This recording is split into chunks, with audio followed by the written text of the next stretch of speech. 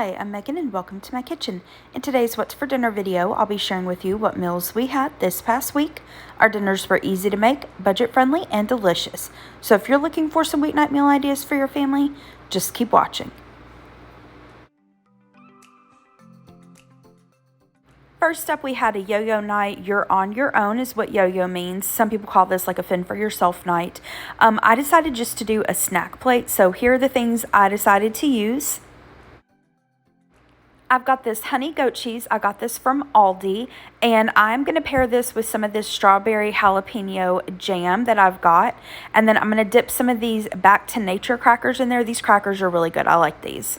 They are a little thin, like they kind of break easily when you dip them, but they've got a good taste. I've got some grapes, some baby carrots, sliced cucumbers, some turkey pepperoni, and then I have one of these little Sargento balanced breaks that I really need to use up. All right, so here is my little snack plate. No rhyme or reason. I just arranged everything on the plate. And then for dinner this night, Gary had the leftovers of his pizza. If you saw last week's What's for Dinner video, I think the last dinner in there, we went out to eat and he had pizza left over, so he had that for dinner this night. For dinner the next night, and I apologize, I did not get a picture of this. To be perfectly honest, both Gary and I felt under the weather this day. This was this past Sunday, and so when it came dinner time, I really just did not feel like cooking, didn't really feel like doing anything. But for lunch this day, I had made a loaded baked potato soup. So for dinner, both of us just warmed up the leftovers from that and had that. And I have shared how I make this before on my channel. I'll link that video down in the description box below for you. For dinner the next night, I made homemade hibachi. I have shared this before on my channel, but it's been a while. I think it was one of the first videos that I shared, so I thought I would go through it again. I'm going to start out by making the yum yum sauce. Now, some places call it shrimp sauce or yummy sauce, and there are many different versions to this sauce, but this is the one that kind of I've used and I like, so I'll have it down below for you. It's really easy. You've probably got everything on hand already.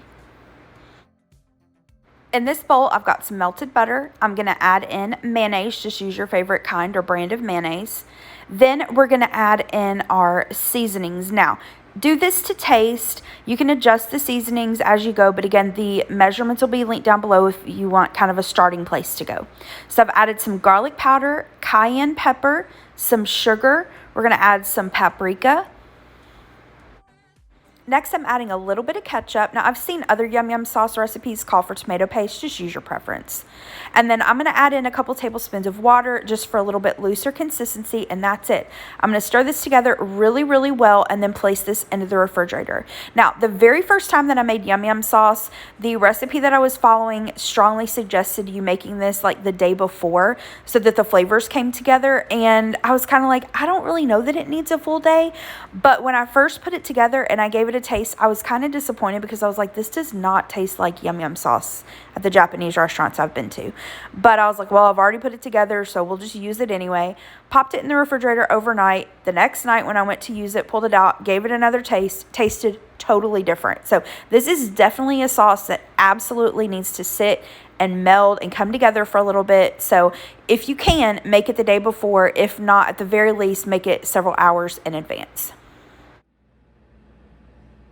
All right, so I've got everything prepped for hibachi. Now, hibachi, doing it at home, it isn't necessarily hard, but there are multiple steps and kind of multiple different things that are going on at the same time. So I highly suggest if you're gonna do hibachi at home to set everything up, get yourself organized so that, you're not stressed out and, it just makes it a lot easier. I'm going to do this out on our Blackstone. I just have a little, I think it's like a 22 or 21 inch, the Traveler one. But I have made this inside many, many times on top of the stove. Normally when I do it inside, I'll do two different skillets. So I'll do like the vegetables in one, the fried rice in the other. And then once one of those are done, I'll take it out and then do the meats. I've also done it inside using like a griddler, like you make pancakes or something like that on, works just fine. So if you don't have an outdoor flat top grill, no worries. You can totally do this, inside on top of the stove. All right, so here I've got my veggies. I have some zucchini, broccoli, and onion. Normally we do mushrooms, but when Gary was bringing the groceries in, he accidentally left the mushrooms in the car. And I didn't think about it until the next day, and they were yucky after sitting in the 90-something degree heat. But that's okay. Well, these will be good. So I'm going to drizzle these with some oil, season them with some salt and pepper. Here I've got just some plain white rice, cooked it up in the rice cooker yesterday. And then you can do whatever proteins you want. I have a couple New York strip steaks. These were in the freezer. I just cut them into chunks. I'm going to drizzle those with oil as well, season it with salt and pepper. And then I have some shrimp. Same thing. I'm going to drizzle them with oil, season with salt and pepper. And then you could do chicken, you could do salmon, you can do any kind of fish, scallops, lobster, whatever you prefer. I like to squeeze a little bit of lemon on the shrimp. The hibachi restaurants around us usually do that, so that's what I like to do. And then I've got some eggs for the fried rice, some butter for the rice and the meats. I've got some peas and carrots. You can use whatever vegetables you like. You can also add some onion to the fried rice, but I'm going to skip it tonight. I've got some oil in a little squeeze bottle and water in a little squeeze bottle. I've got some teriyaki sauce, soy sauce, oyster sauce, and salt and pepper. So what I like to do is I like to take a tray and kind of set everything on the tray and then take that out to the grill with me, or have it next to me on the stove so that everything, you know, is kind of within my reach. So I will next show you, I'll see you at the grill while we're getting all this cooked up. Now, I've mentioned before, I'm not at all an expert cooking on the Blackstone. I'm still trying to get used to it. It's new to me, so don't judge me on my Blackstone abilities. But I've got it on medium heat. I'm adding a little bit of oil. I'm going to add my vegetables. And then what I like to do is squeeze a little bit of water on there and immediately close the grill cover just to allow the vegetables to steam a little bit. You could also do this if you have like a metal bowl or one of those covers for the Blackstone. I just find that closing the grill works just fine. So the thing with cooking hibachi is you just want to kind of keep everything moving. So you'll see me stirring quite a bit. So after I've got the veggies going, I'm going to, on the other side of the grill, add some more oil and add my rice, and I'm going to break that rice up and kind of smooth it into a single layer on the grill. Once I've done that, and you see me over on the left-hand side, I'm going to add some soy sauce to my vegetables, and then I'm seasoning the rice with some of the salt and pepper. And again, you just see me moving everything around. I'm going to cook the vegetables until they're tender, and I'm going to cook the rice until it starts to get golden brown. Now, a note for anyone who may be new to Blackstones, this is at least my personal experience, is they cook really hot. So as you can see, I've got this on medium heat, and you'll see me at sometimes even turn it down a little bit. Now, to the rice, I'm going to add on some of the peas and carrots, and then I'm going to drizzle on some of the oyster sauce, and then I noticed that those veggies were done, so I'm going to pull those off the heat. I added a little pat of butter to the fried rice. I'm going to give that a stir, and then on this particular grill, my left side is hotter than the right side. So once I took those veggies off, you can see me move the rice to that left side. So on the right side, now that it's open up and available, I'm going to just fry up the eggs for the fried rice. Just added a little oil, added the eggs, some salt and pepper. Once they were almost cooked all the way through, I just moved them over to the rice and gave it a good toss. So at this point, the rice is done, and this only took, so far between cooking the vegetables and the rice, I'd say this is maybe 5 minutes, maybe. So once I've got the rice removed, I'm adding a little more oil. I'm going to add the steak along with a little bit of butter and then give that a toss. Once I have done that, I am going to season up the steak with a little bit of the soy sauce and then teriyaki sauce. I'm going to give that another stir and then just allow that to cook. And how long this takes really depends on how you like your steak cooked, but it really doesn't take very long at all, even if you like it well done. It takes maybe a couple minutes. So there on the right hand side, again, just a little oil, the shrimp, and then add a little pat of butter. The shrimp takes hardly any time at all because again, the Blackstone cooks pretty pretty hot. So once the shrimp are done to my liking, almost just maybe a minute left, I like to add soy sauce, again the teriyaki sauce, little squeeze of lemon, and then as soon as those are done, that's it. I'm going to pull that off and then clean all the teriyaki sauce and all that off the grill, but I'll do that off camera. All right, here I've got the finished fried rice as well as the vegetables. And then we have our steak and shrimp. All right, here are the plates. So we've got the shrimp, the steak, the veggies, the fried rice, the yum yum sauce. I can't even begin to tell you how delicious this is. And it is so much cheaper than going out to a hibachi restaurant. Now, I happen to have the steaks on hand already in my freezer. But to keep it budget friendly, you can totally just use chicken. You can use chicken breasts or chicken tenders, or, you know, use whatever proteins you can find on sale, or if you happen to have some in your freezer like I did. But this dinner is so good. If you enjoy hibachi and you've never made it at home, I highly suggest you give it a try. Next up, I made Caprese Pesto Flatbread pizzas. That's a mouthful. So I've got this cookie sheet. I'm going to add my non-bread. This is just what I'm using for the flatbreads today. You can really use any kind of pizza crust that you prefer. And I've got my oven. I think this package said 425 degrees. Just set your oven according to your package instructions. So I was only going to make one flatbread, but it didn't look big enough to me to feed us, so I decided to do 2 pizzas. I'll do the second one a different way, but I'll show you in just a minute. So to this first flatbread, I'm going to add on some oil and just brush that on. And then I have just a couple tablespoons of this pesto in my fridge that I need to use up. So I'm going to spread that over my flatbread. I'm adding some sliced tomatoes. Next, I'm going to take some fresh mozzarella and just kind of tear it into pieces and add that to the flatbread. And then I'm going to take just a tiny little bit of salt. Sometimes fresh mozzarella and tomatoes can be a little bland together, so I'm going to add just the tiniest little bit of salt. So for this other flatbread, I decided to do a Hawaiian barbecue style chicken pizza. So I've got this Famous Dave's barbecue sauce in my fridge. I'm going to add that. I've spread that out, and then I'm going to add some shredded mozzarella cheese. Next up, I have some chicken. I just meal prepped this earlier in the week. I just seasoned some chicken breast with some salt, pepper, and garlic powder and cooked it in the air fryer. Chopping it up, I'm going to then add some cooked and crumbled bacon pieces. I'm just using this stuff in the bag. You can, of course, cook up your own bacon. Next, I shield your eyes if pineapple on pizza offends you. I love it. I love the sweet and salty combination, but if it offends you, look away. I'm adding some pineapple to the pizza. And then I have some cheddar shredded cheese and some Monterey Jack shredded cheese. That was a mouthful. I had to say it before. I had to think about it before I said it. I'm going to add the cheeses and then do a little drizzle of the barbecue sauce. And then these are going to go into the oven. And I baked these for about 15 minutes. You just want to make sure that the cheese is melted and the edges get golden brown.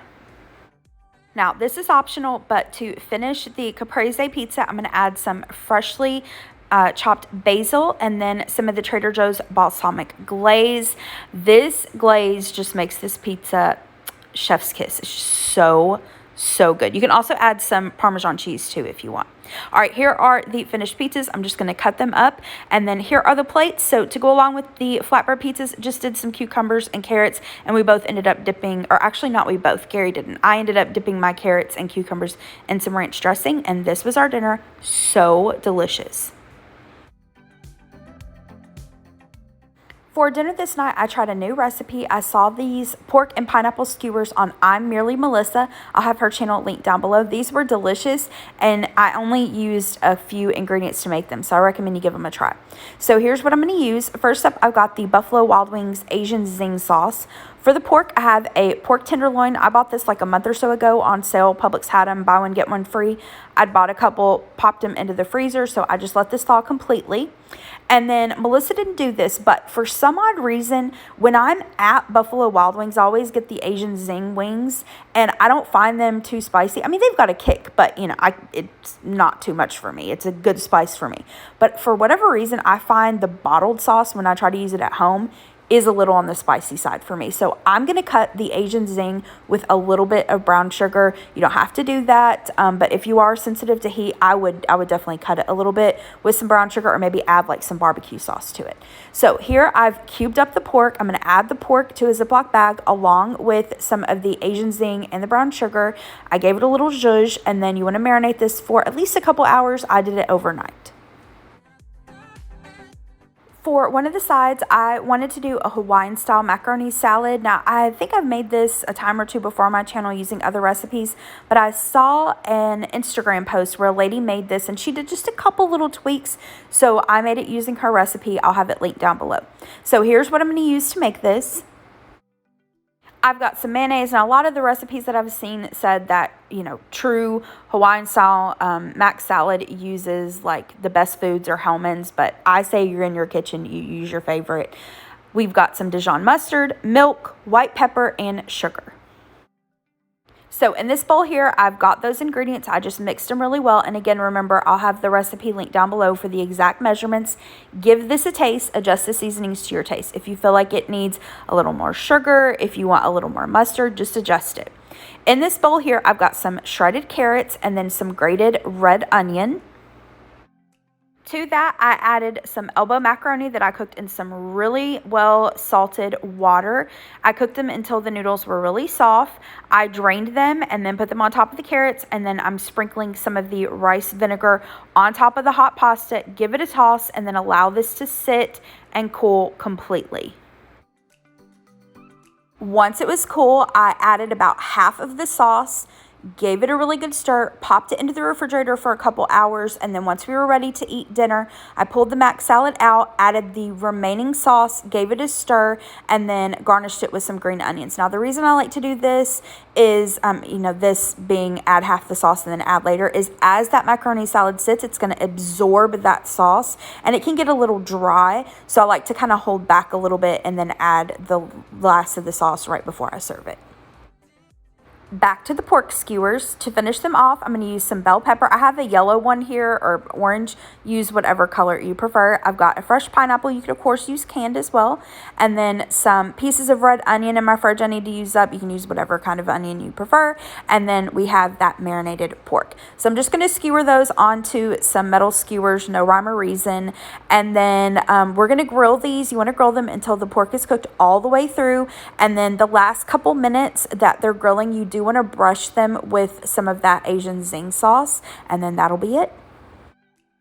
And then last but not least, for the other side, I did some, I'm going to call this teriyaki broccoli. I just kind of threw this together. Just added some avocado oil to the skillet, added some broccoli florets, a little salt, pepper, garlic, cooked the broccoli until it was tender, and then last minute just stirred in a little bit of teriyaki sauce. All right, here is a picture of my plate. I've got the skewers, the broccoli, and the macaroni salad. And you guys, I don't know if you can tell from this picture or not, but my sweet mother got me this plate. If you have been with me for a while, I've mentioned it a couple times, but you've also probably noticed it from the plating. I'm one of the weird people who cannot stand for a lot of my foods to touch. There are certain foods that are acceptable to touch to me, but for the most part, I like them separate. And I know, they all end up in the same place. I know, I've heard it my whole life, but I can't help it. I'm weird. But anyway, she got me this plate and I am loving it. I want to get another one. But anyway, here is a picture of Gary's plate. He had the same thing. He just ate later than I did because he was at the gym this night. And this dinner was delicious. So yummy. All right, dinner the next night was off a meal plan, but one, I didn't feel like what was on the meal plan for this day, and two, I wanted just something really, really comforting. This day, it was rainy and dark outside, and so I just wanted something comforting. So I went digging through my freezer and pantry. This is what I came up with. It might be eclectic, I know, but hey, it fed us, so we went with it. So I had about half a bag of these Tyson steak fingers in my freezer that really needed to be used up. I've shared these before on my channel and people are like, oh my gosh, I haven't found those. Where have you found those? I've only been able to find them at Publix. So you can try there if you have a Publix near you. And then I have a package of this instant gravy. I'm going to cook that according to the package instructions. And then I'm also going to make this chicken and a biscuit. I just shared this maybe a couple weeks or so ago on my channel. Angie on If the Creek Don't Rise has shared this many times before. before. It's her mom's recipe, and as soon as I made it, I wanted to make it again. It's like chicken and dumplings, but without the chicken, which honestly, when I make chicken and dumplings, I just prefer the dumplings and like the liquid or sauce anyway. So just need some canned biscuits, can of cream of chicken soup, and some milk, and then that'll be that. And then I'm going to make some just quick green beans on top of the stove. All right, so here I've got my drained green beans, some chicken broth, garlic powder, salt, pepper, and some bacon pieces. I just simmered those for about 30 minutes. And then I have the chicken and a biscuit. I'll have Angie's recipe linked down below, but it's so easy. You basically just take a can of the cream of chicken soup, mix it with a can of milk, add your biscuits to a greased casserole dish, pour the milk soup mixture over it, bake it at 350 for like 30 minutes. And I sprinkled some pepper on top. So easy. And then we have the steak fingers. I cooked them in the air fryer at 400 degrees for about 7 minutes, flipped them, cooked them for another 5 to 7 minutes until they were crispy, and just, again, cooked that gravy according to the package instructions. And here are the plates. So we've got those steak fingers with the gravy, the chicken and a biscuit, the green beans, and then I slice up some fresh cucumbers and tomatoes with a little salt and pepper. And this was our dinner. Like I said, maybe eclectic, but it was delicious and it hit the spot. It was so comforting, perfect for that rainy day. All right, last but not least, we ordered takeout from Texas Roadhouse. Again, I just was not in the mood for cooking this week. This week was just one of those weeks. We all have them. And I had a Texas Roadhouse gift card that was burning a hole in my pocket. So I said to Gary, hey, if I order it, will you go pick it up? And he was like, sure. So here's what we ordered. We both ordered their, I think they call them beef tips, but we do it without the gravy and without the sour cream. And it's basically just steak tips with sauteed onions and mushrooms. We did a shrimp skewer, and then we both had their mashed potatoes to go along with that.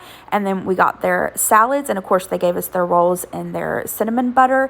And this was delicious. Their portions, if you've never been to Texas Roadhouse before, they are so huge. I ate half my shrimp skewer, half my beef tips, and half my salad, half my mashed potatoes, so half my entire dinner, and I was so full. I had saved the leftovers for lunch the next day. But this was our dinner. Thank you so much for watching today's video. I hope you enjoyed it. I hope it gave you some dinner ideas. If you did enjoy it, hit that thumbs up button below and subscribe to my channel if you're not already. And I hope you have a great rest of the day. Bye-bye.